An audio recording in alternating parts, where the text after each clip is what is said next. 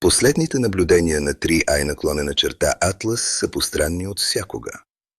А новините не казват цялата истина. 3i Атлас не се движи като обикновена комета. Ускорява. Забавя.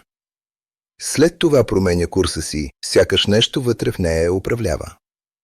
Нейният химически подпис не прилича на нищо познато. Твърде много сиол.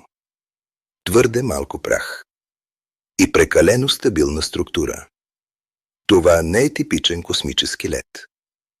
Когато 3i Атлас навлезе в определена зона до Слънцето, всички радиоинструменти замлъкнаха. Без данни. Без сигнал. Без обяснение. Според последните данни, тя не е сферична. 3i Атлас е необичайно удължена форма, която позволява контролирани движения в космоса. Някои учени шепнат, че това може да не е комета, а сонда.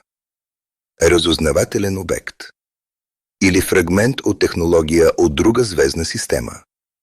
Но официално никой не смее да го каже.